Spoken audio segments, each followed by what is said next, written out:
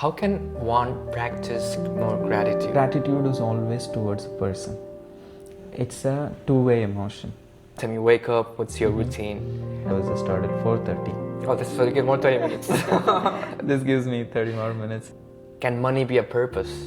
If someone wants to be a millionaire, is that something valid in terms of purpose? Just the money alone is not their connection. Right. So usually money is a tool. How can one love can one love without any attachment? Like, how is that possible?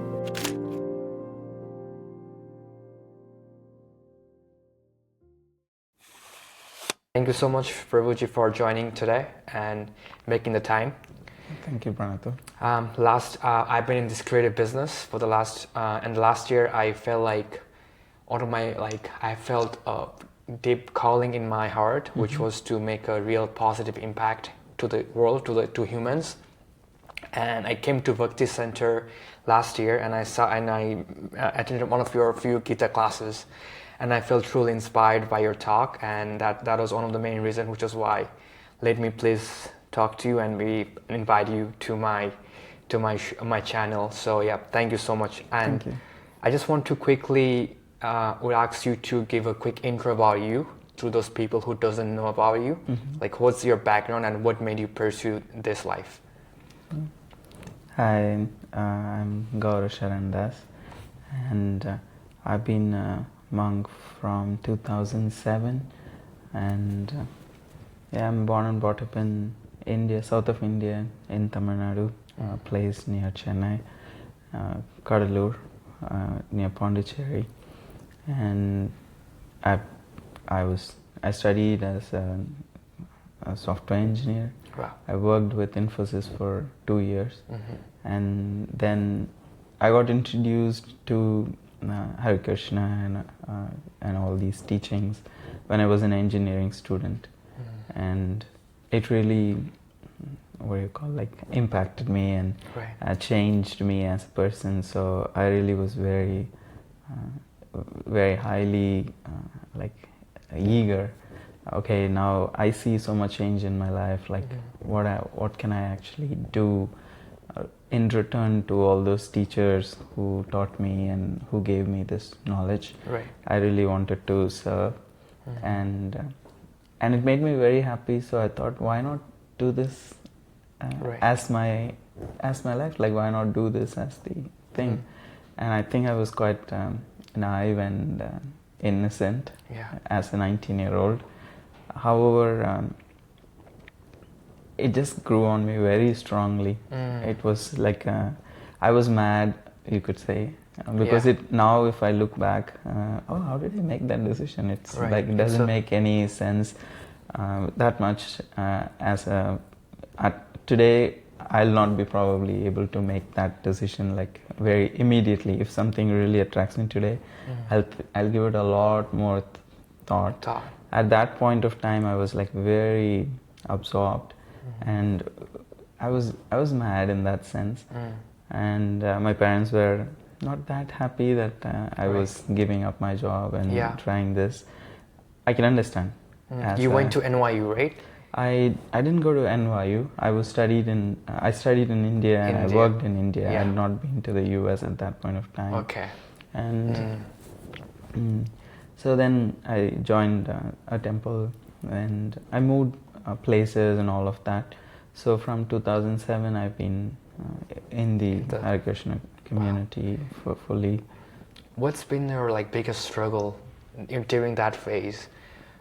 Like during that transition to the monk life, because I mean, we live in in this world, it's very different compared to the life you are living. That's because that's what I see from my point of view. Yeah, that's what has been your biggest struggle. As I said, I was very impressed, and it was like a calling from the heart. Yeah. So I think nothing felt like a struggle, nothing felt like difficult or anything. I was very focused, and it felt very natural. If I have to say what was a little bit struggle was waking up early. Waking up early was a struggle. I was not used to waking up that early, so it took me some time I would say, to get adjusted to. Sure. And then seeing my parents like not very happy with me, was somewhere in the heart was like a pain. Pain, yes. Oh, I'm giving trouble to my parents. Yeah. I didn't want to, but they could not understand where I'm coming from, and I could not understand to some extent where they are coming from. Right. For me, this felt like my life is calling, and for them, security, who will take care of me, what the society will say, those things were also. It's very fair as a parent. Today, at this age, I understand as a parent, it's they were very concerned, and it's very natural. But yeah, those two things, waking up in the morning and by giving, like I was feeling bad that I'm putting my parents through a lot. But speaking on parents, like it's the same thing for me. I came here in the US as an international student in 2014. I was studying business, and then I realized, I like taking pictures. And then I made a call to my family, like, hey, mom and dad, like, look, I think I might pursue photography. And they're like, what? Are you out of your mind? Like, we're spending so much money. You want to pursue this? Like, it's no use, because back home it's engineer, doctor, you know what I mean? But I still kept pursuing this for hobby, as for fun on the weekends. And I kept doing this, and eventually they came to know after 8 years. So I had to hide that for 8 years. 8 years. And during those phases, I worked with so many great people, and I wanted to tell my family, but I felt like so incomplete, like, wow, like I'm hiding this from my family. So speaking on that, like, how can people, I feel like in this generation, it's so much of like stress right now, because I feel like social media has made things so easy. Like, people can look at someone like, oh, he just has everything. But everything takes time, because I have been I've been working so hard, but everything just feels very unreal in this generation. I feel like people are like, in the youth, the young generation, I feel like we don't know how to struggle. We just want everything instantly, quickly. So how do you think, like, for the younger generation, you have anything to say to them? From, like, as a 42-year-old, when I meet young people, I do think that they're more aware and informed. Right. The amount of exposure they have to information and content is way more than I was as a 18-year-old or 17-year-old. Compared to the kids today, I feel like I didn't know much. I didn't have this level of clarity as such. The awareness that they have is a lot more than what I had as at the same as at their age. So I do think that they know a lot. They do have access to a lot. However, as you said, in their age, world may look different. As they grow up, they might uncover more things about life itself. So at this point, all I would say is like don't be too much. Delulu is not the only way, actually. Don't just be in your head and look around the world and see what can bring you more satisfaction. So the rest, I think, as they live in this world, they'll figure out more. Each one's journey is going to be very different. But what is going to really give you satisfaction? Yes. Speaking of that, I feel like everyone has a purpose, right? Yes. And I think only that can fill that void, that satisfaction, right? And maybe correct me if I'm wrong, can money be a purpose? If someone wants to be a millionaire, is that something valid in terms of purpose? I feel it's still a lot is hiding there, because that means like just the money alone is not their connection. Right. So usually money is a tool for is not a thing alone. That alone won't satisfy. Using money, we could be aspiring for something more. So there is something hiding behind those kind of purposes when we are young. And when you get there and become a millionaire, you would probably realize that just being a millionaire alone is not the thing. Maybe we were wanting to prove our worth. Maybe we wanted to win over people, we want that people should love us, accept us, appreciate us. So there are some universal values hide behind all these goals that we have. Yeah. So they doesn't seem to be the end or in themselves. There are things like especially love, acceptance, validation. Right. These kind of things are real needs of this of the soul. That it is hiding behind all these things because we want to prove ourselves to the world, or we want to be better than others. Those kind of things are initially they can actually fill us with passion and we may achieve. But once you get there, you will again realize that alone won't satisfy me. Okay, now I have $1 million, like what can I do with it? Maybe you want to a number of things with it. So each one will have, that purpose will actually reveal when they get the money, what they are doing with the money. So at the end of the day, the purpose will never get fulfilled then, because it's always gonna keep adding up. As you told, like there's two different, right? One is internal and one is the broad, the right? Universal, Universal. So you're trying to say is that the universal is the main one. That's the main picture. But how we all like go about is going to be different. So it's not that we need to neglect the immediate. Make sure the immediate is aligned with the universal. If my goal is just become a millionaire, to a large extent we'll be frustrated afterwards because it's not aligned with the universal. So if there is nothing wrong, if I understand, okay, I really want to be loved and I want to experience love, I want to be of service to others. So in order to be of service to others in this certain way, I need more money. So then that immediate and the universal is aligned. So then just when you get to that immediate, when you actually achieve million, you would know what to do with it. Okay, speaking of that, I want to share that, like, over the years, for me, I always want to grow as a person. Like, when next year comes, I want to be the better right? version. And also in terms of money then. I want to make more money from last year. Now, is there anything wrong between these two, growth and money, the fact that I want more, but at the end of the day, I should be satisfied, right? So that's where I'm trying to ask is growth and money, like, I want to grow, I also want to make more money. Does it align, or that's wrong?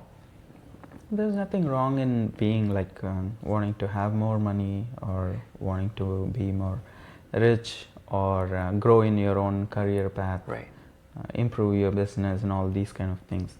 As I said, that just seems like a strategy to me. So it's more of a strategy than a need when I look at it, I feel like, okay, that's your strategy that you want to be rich. What is that need that you're trying to fulfill through that strategy? So I think as a mankind, like as a species, we are very quick and easy to lose in touch of the need, of the internal need. And we jump on to this strategy and use all our efforts and intelligence to get there as a society just to focus on the strategies alone. We somewhere lose in touch, we lose track of the need.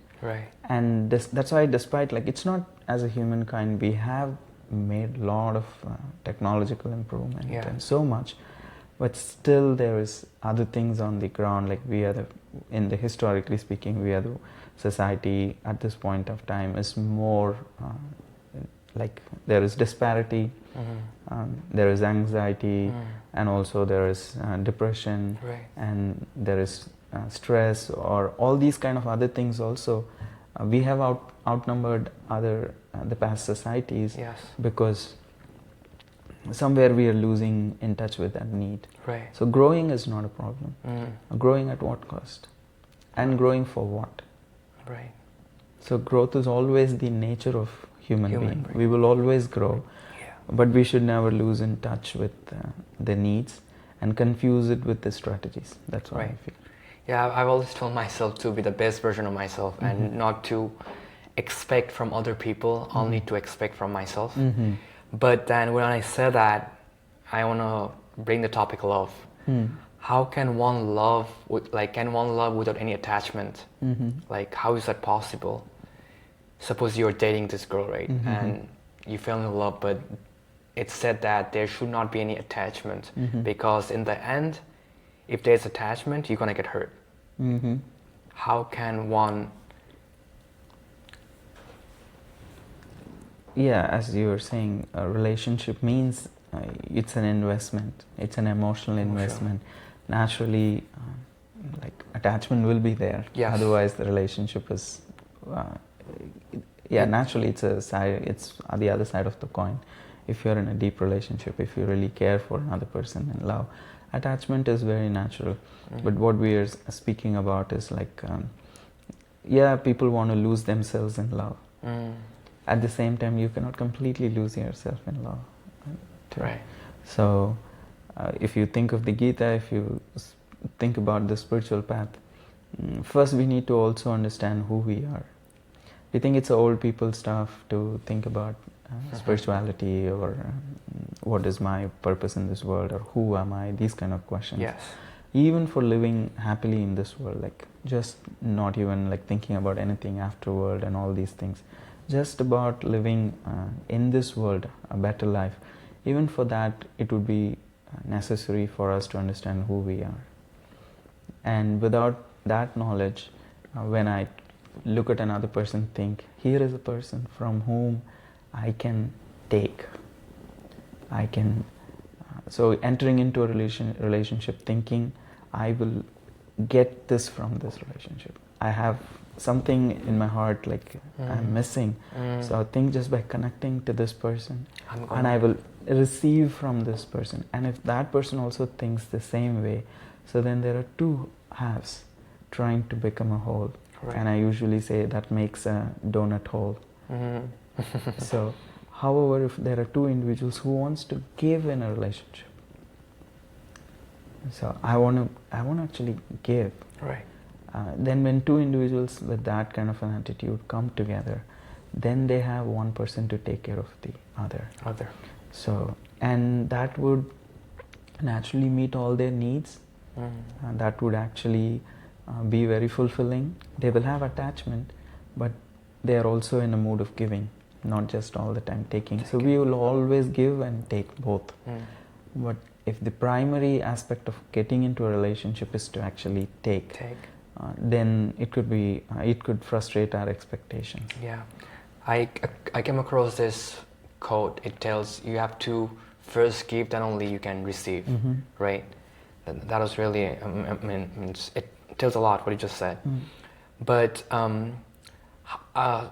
going back to purpose, how can one like really find I have a friend of mine who is 36 years old, and she's hustling, but still like the other day we were talking on the phone, and she's like, I still feel like I'm lost, and I don't know what's my purpose in life.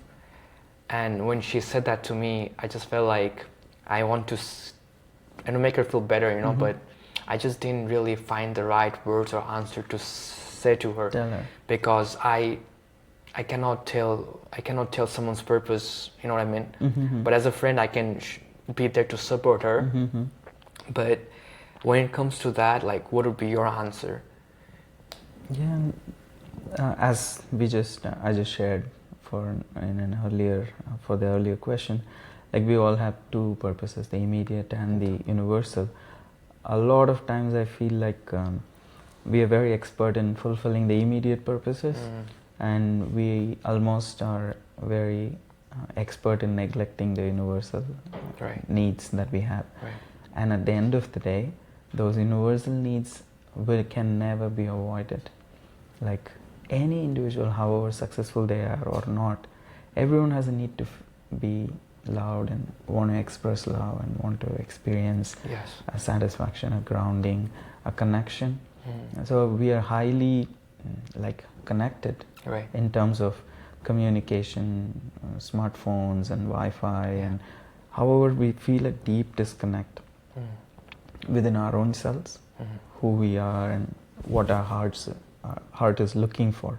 We have a deep disconnect, and also we have a disconnection with other people because of that, because we are connecting with the superficial side of the others too.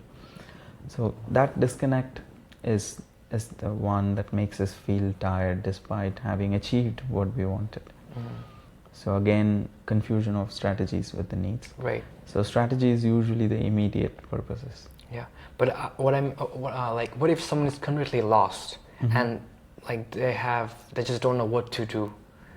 In that case, it's how can one like get back, to trusting themselves and showing up for them? Like as I am practicing a spiritual path, the Bhakti yoga, I feel like usually breakdowns are gateways.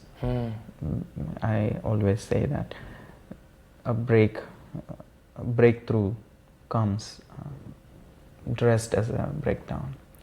So we would have to just we get an opportunity to stand up and look at our lives and say, there's something wrong. I need to actually change. So as a spirit soul, we are eternal. There is nothing that can actually destroy us. There's nothing that can actually take away anything from us, the real nature of the soul. So we don't need to worry, because money, even people, circumstances, wealth, name and fame, these things will come and go. And they are actually strategies to experience satisfaction, to contribute, to express our love and to receive love. There are only one there is unlimited strategies. If I lose wealth, there may be so many ways I can earn it back. And even if I don't earn it back the way I think I should, that does not mean I need to stop myself from becoming happy. So I think we don't give permission to ourselves to experience and be happy with first what we have. We think when I achieve that much, I'll become happy. Then I can give myself permission to be happy. But the mindset will change once you reach there. I'm not even saying from a spiritual perspective, even from a research perspective. We always postpone our happiness, thinking that once now I have 1 million, I need 50 million, then I'll be happy. But that's not true. You could be a happy person and also become a person who has 50 million. So what if it takes 20 years, and will you postpone your happiness for 20 years? We are wired for happiness. We are wired for connection. So it does not mean, say if someone says I'm lost, probably they are lost in terms of the strategy.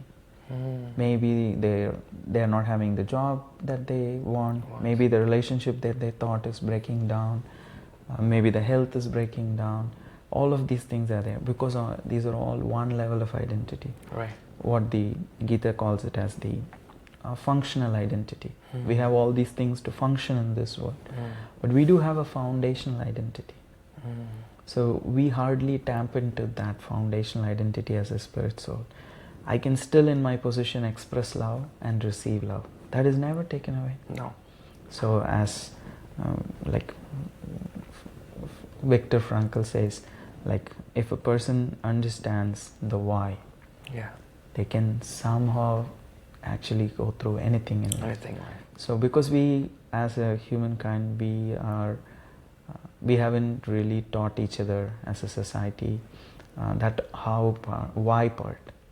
We don't ask those questions. In schools, they don't teach us to ask those questions. Why we are doing all these things?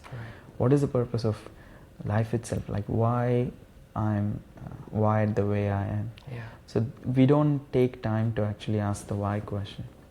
We don't take time being actually. As a human being. We are constantly like human doing.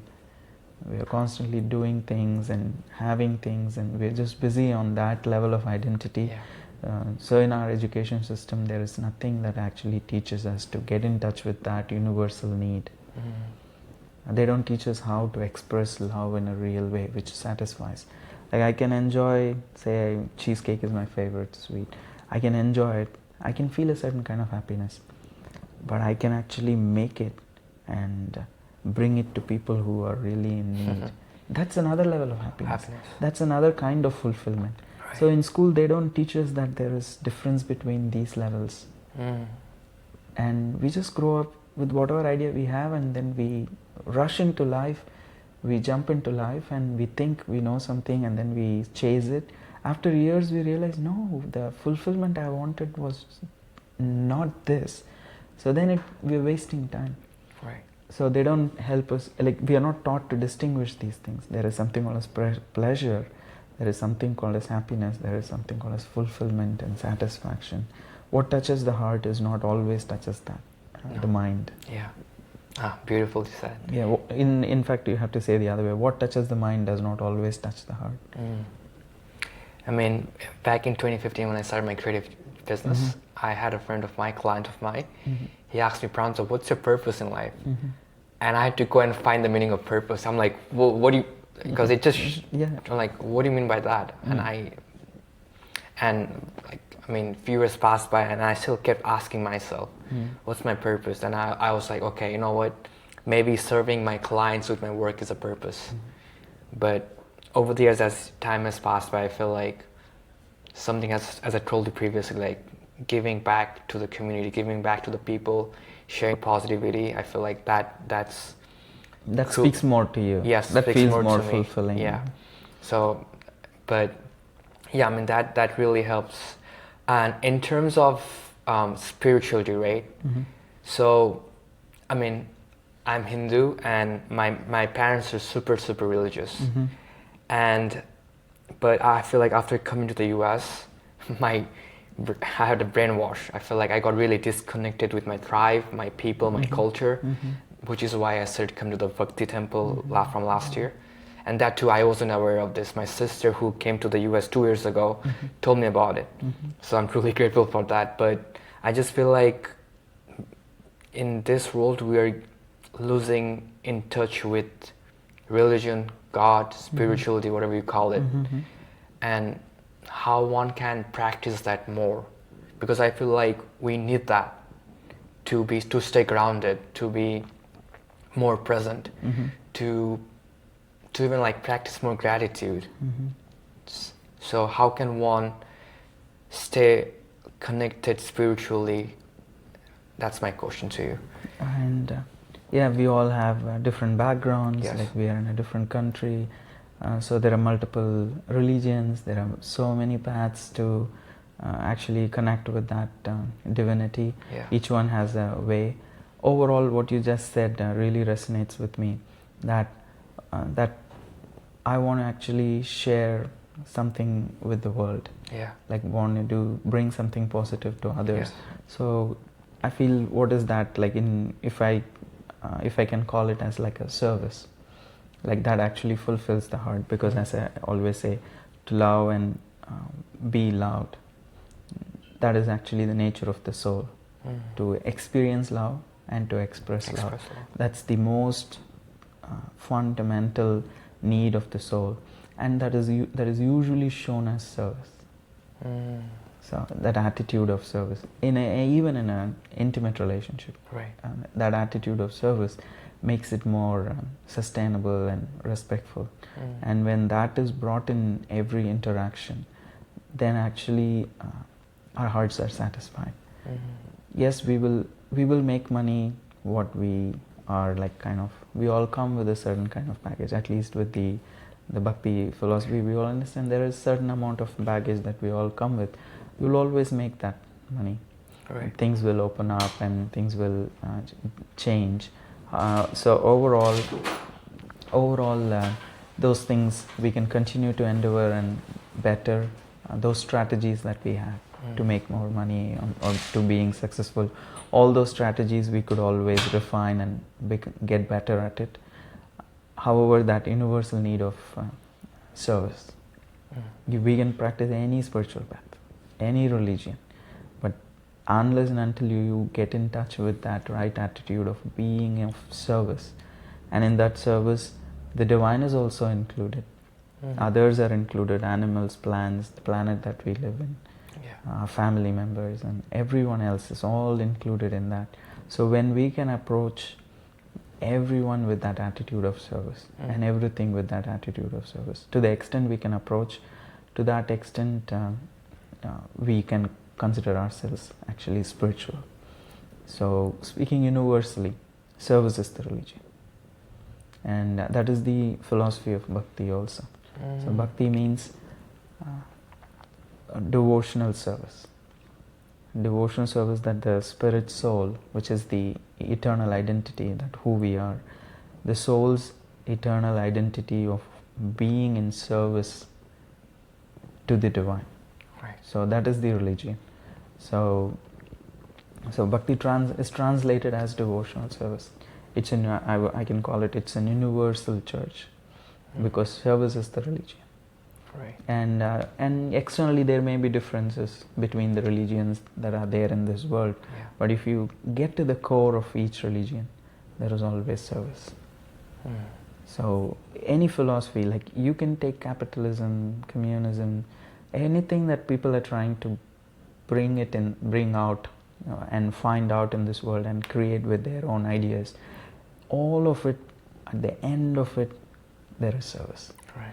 That is the thing that you can trace beneath everything, that there is an expression of love. It may be sometimes, like they say, they may have like good motivations, but they may end up doing something opposite, having an opposite effect.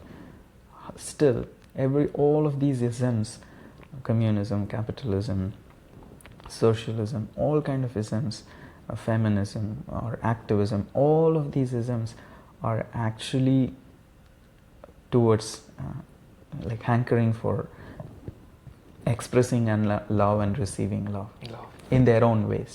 They're trying to adjust that aspect which is missing in this world. Whenever it goes missing, each one comes with their own theory and ideology to make sure how they can actually make sure there is love in this world. Right. So that is why, so there is only one religion in the world, that is service. And we may find our own ways to do it. So, and Bhakti is a path also, which literally translates as devotional service. And we need to understand we are not just these bodies. So that we are beyond this emotions and the responsibilities and the roles and the achievements that we get. So we are the ones who have the body, who has emotions, who feels all these feelings, and who achieves, and who has so many roles and responsibilities. But who's behind all of this is the soul. The soul has the body, the soul has mind, the soul has feelings. So that part we are not educated. And the need of the soul is the real need, because the mind has a need, the body has a need. We may want to achieve, and the ego has a need. But because we identify with those needs as our needs, so despite fulfilling that, we won't feel like that satisfaction. Because this ultimately it's the soul which is unchanging, and the soul's changes don't change. The soul's needs don't change. What are those needs? Again, love, service.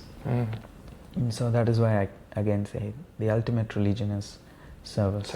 Bhakti. So when we get in touch with that level of our identity, that is spirituality actually. So finding yourself. So if you won't find yourself, how will you find your purpose? In order to find your purpose, you need to find yourself first. So in order to even self-help.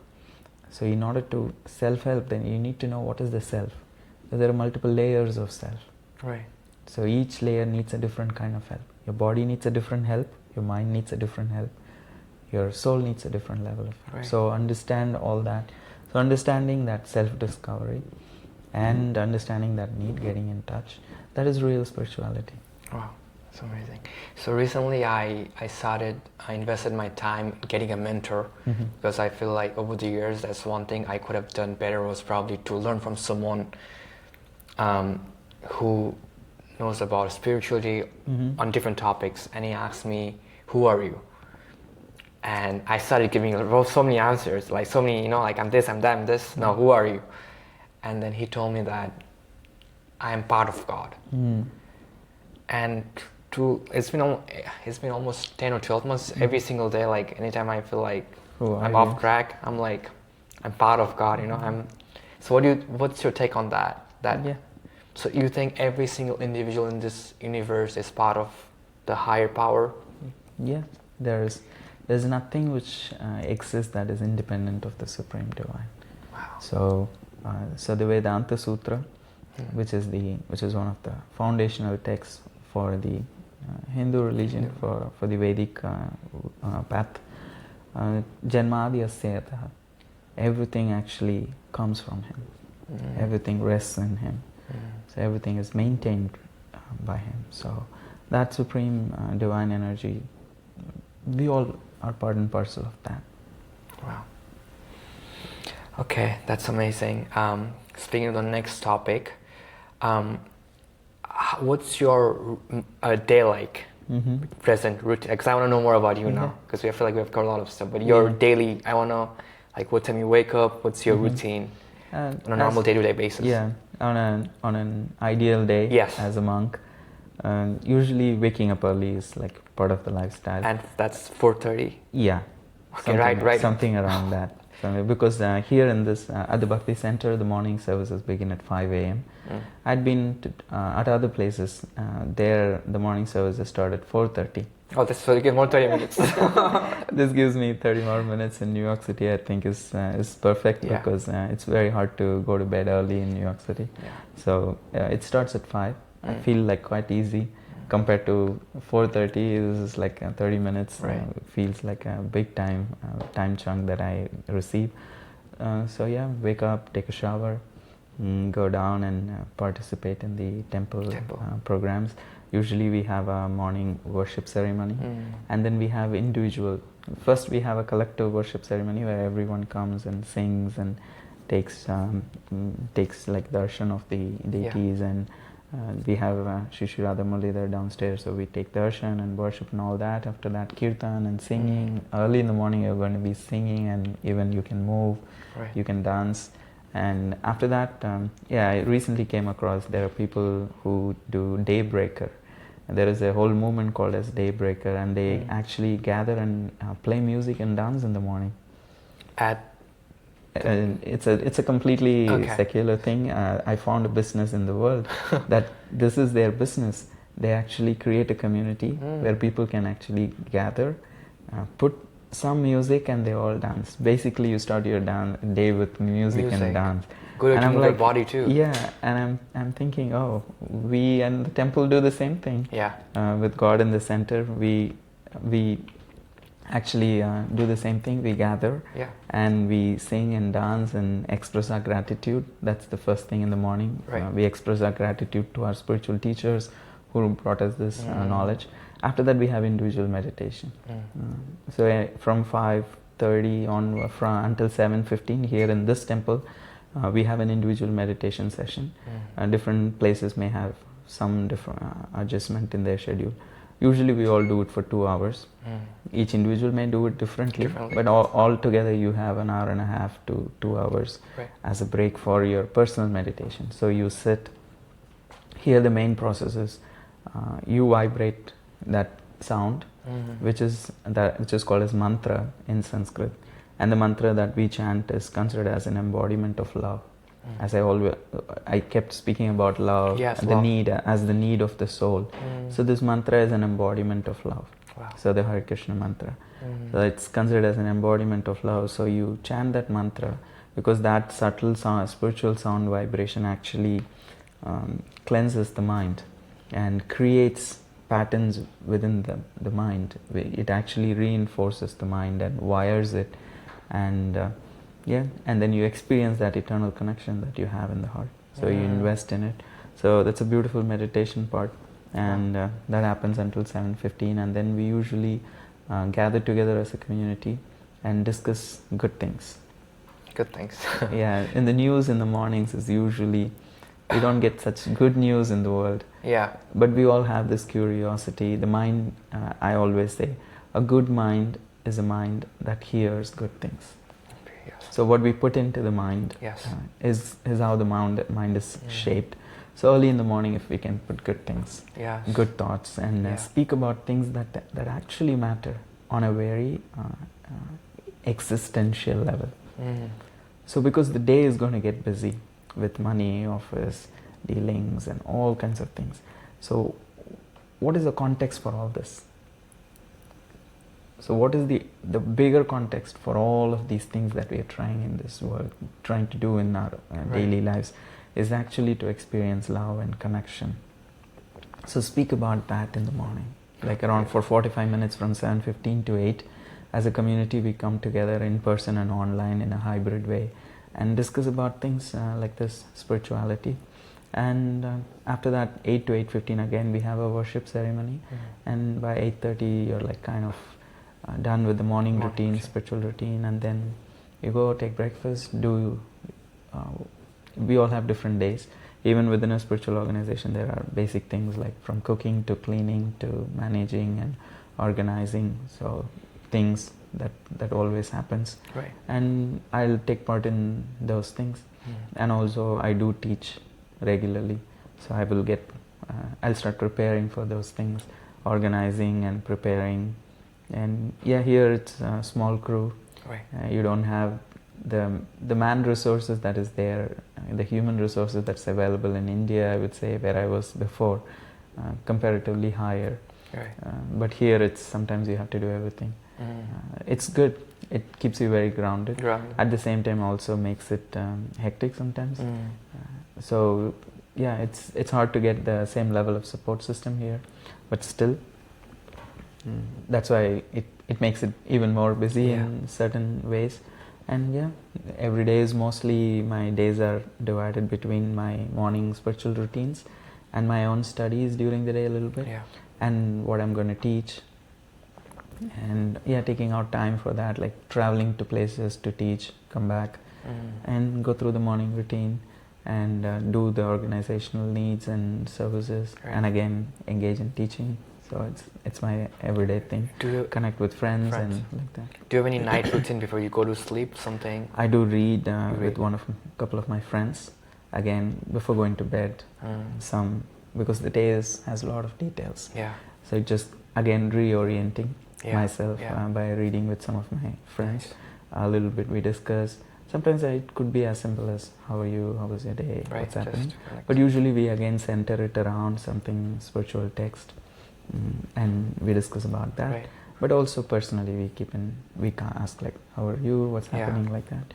And other than that, personally, just like kind of grounding in the morning and grounding at night, depending on the time, because usually my evenings are busy with meeting people or programs and stuff like that. So I may not have like a very full dedicated time like how I get in the morning for a spiritual routine.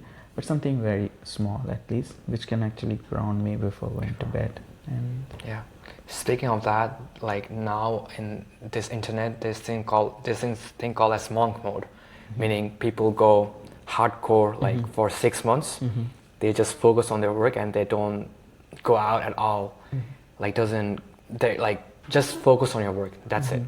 Like, do you think that's healthy to pursue that, like just focusing on work and not, because at the end of the day you mentioned about love, because I have also been in that situation where for 2 years I didn't go out much. I was just focused on my work, locked in, because I know to get to a certain level of, you also need to stay disciplined. I feel discipline is something where a lot of people lack, and that discipline can lead you to the next level. So do you think is it healthy to stay fully locked in, like fully monk mode, and just like... Work is one aspect of life. So the being disciplined and focused about it, as you said, if you're a student looking for a job or if you're a student going to give an exam, you would have to put extra effort and focus. There's nothing wrong in it, but not at the cost of other aspects of your life, because in the long run all of those aspects make sense. So maybe at a particular time work may need more attention, but that does not mean other things can be neglected, because then stress and anxiety will take over actually. So that's why that needs, as I said, we all have different identities. So its work is one of those identities. The soul identity is also there. At least do some little investment. Like it's like, will you forget eating? No. Will you forget drinking? Will you forget sleeping? No. Because you know body is this identity.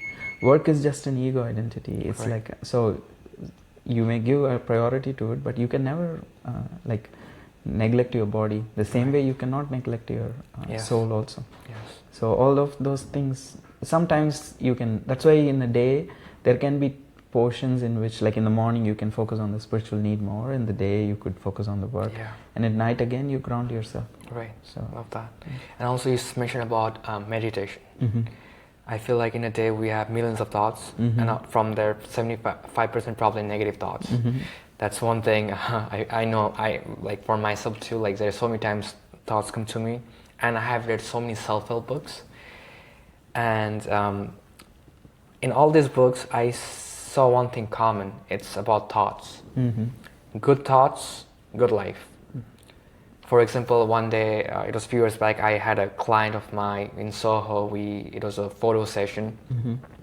It was supposed to be at 7 a.m. in the summertime. 5:30 I wake up, I text her like, hey, I'll see you at 7. I got there, 6:50, no text.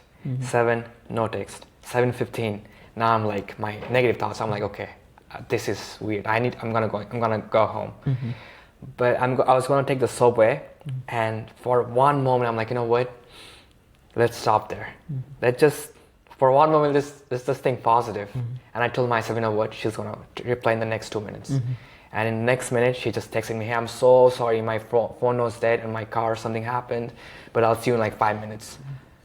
And that moment right there, I still recall that moment. I'm like, whoa, what just happened? Because I was going to take the subway, and I was so mad at, you know what I mean? Yeah, I understand. So, we all go through that. I did something like that to you today. Very good. But yeah, at the end of the day, I feel like people should know, like, having good thoughts is good life, but it's very difficult. Like when I came to the US, I was negative, I wasn't confident, I was shy, I was very depressed, but a lot of things had to change, and I took action. So I say that because I feel like a lot of times, I feel like people struggle in that, but it's mainly your mind. Once you take control of your mind, your thoughts, I think life can be more beautiful. Yeah, that was my take on that. But do you agree that having good thoughts is also having, like, it's not a cheat code, but it's like a way to live a more fulfilled life? Mind is a reality. Mind is a real thing, and it's a center of all the thoughts and emotions. So regulating it is a regular what do you call, how you exercise your body.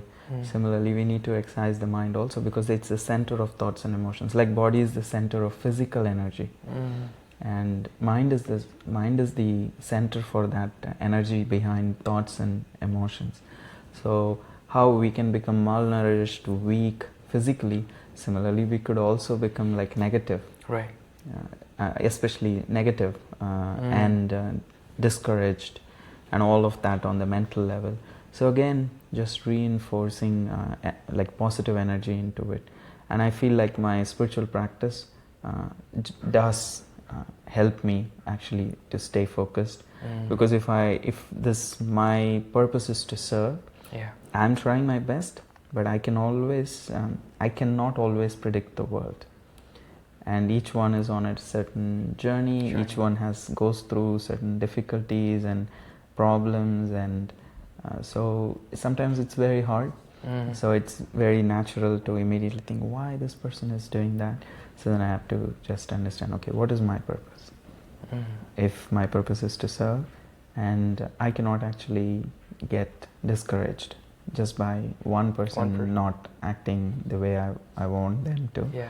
So it's not very easy. It's very easy to sit and say here. Yes. But it's a constant effort to actually get in touch with that original purpose. Right. So I feel like if the more you are on a daily basis, moment to moment, you are in touch with that nature of the core purpose of your life, yes, then from that you could change strategies. Okay, today it didn't work. Let's see if this person is again going to repeat it.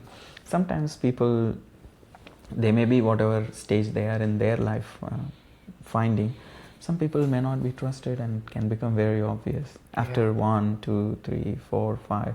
So then we could be more cautious in dealing, more alert or assertive in dealing with them. Yeah. So it's I have a client of mine. She's a life coach. She only deals with females, and she's all the time happy, energized, I'm like, how you do that? And then she showed me her a reminder app, and every hour she gets reminded who is Rakel right now, question mark.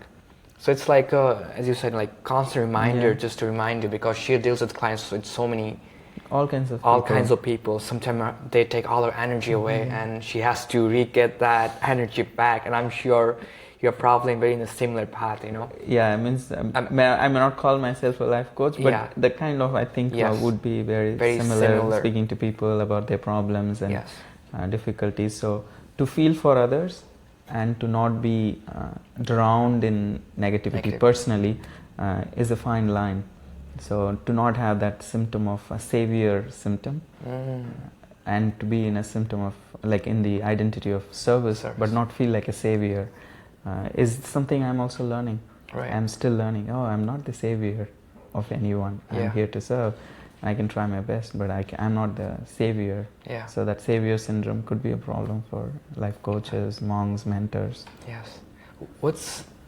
Has been your biggest struggle being a monk? To actually apart from the sleeping schedule. Apart from the sleeping schedule, which is a big struggle also. What I feel like, to actually get in touch with myself and remind myself, like, why am I doing what I'm doing? So it's the same human struggle that we all go through. It's not different for a monk. Yeah. It's the same human struggle. So to actually go in, because there are so many layers of superficial identity we have built, to actually peel through all of those superficial layers and to really get in touch with our own original authentic self, and to experience that longing that self has. And we are very scared in doing that. Yeah. We don't want to go in, and that raw self which is pulsating for love, and that we don't want to do. No. It's very scary. That's why we distract ourselves, we justify things, and we achieve a lot in life to run away from that longing, internal longing, and we blame our circumstances, our life, and we are very good at we are very innovative in running away from that longing. So to constantly face that existential thirst that we all have.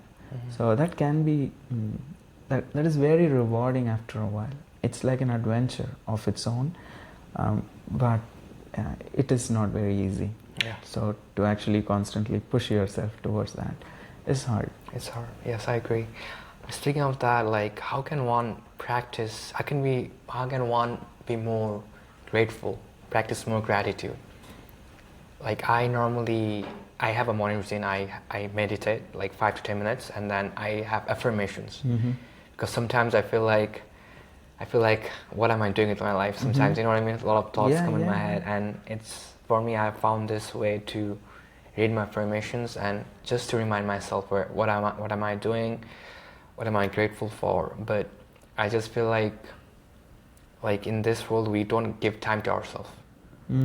Like, for example, phone.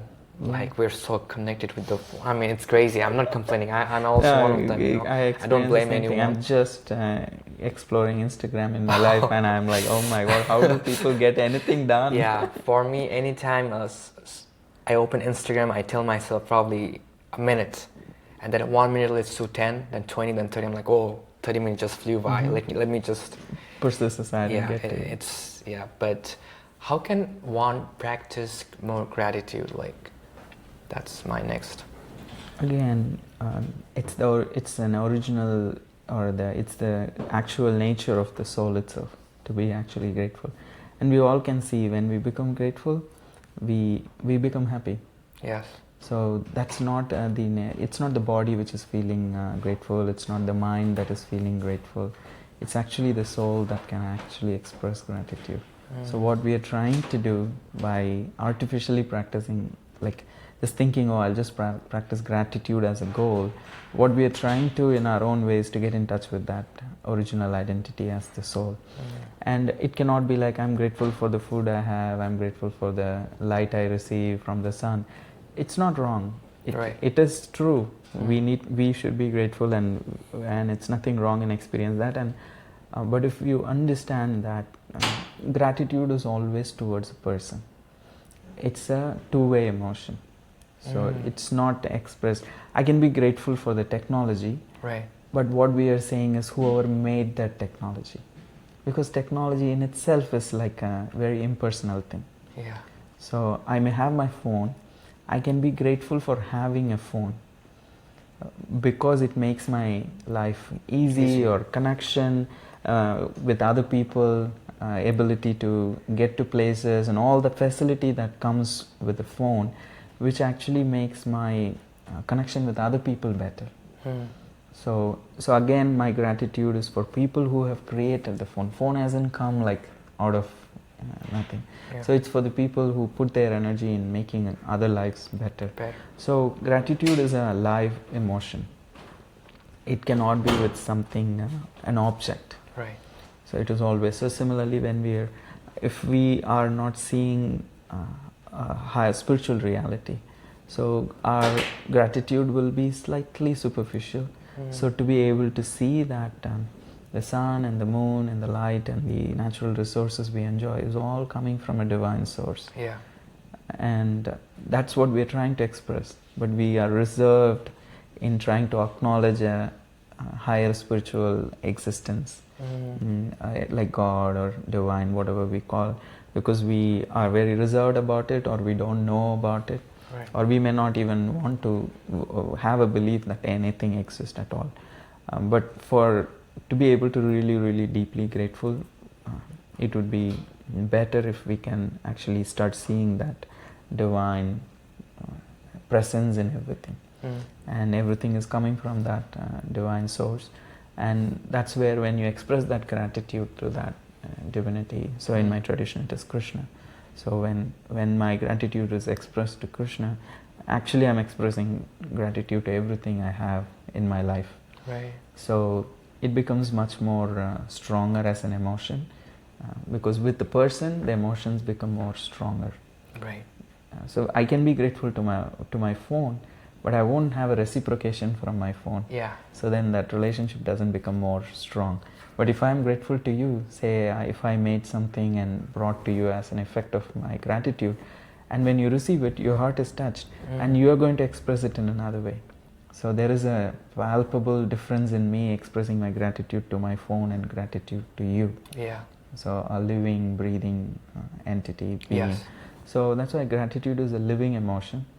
To the more it is expressed and experienced in that alive way, it's very satisfying, because it's basically people's need to get in touch with their original nature as soul.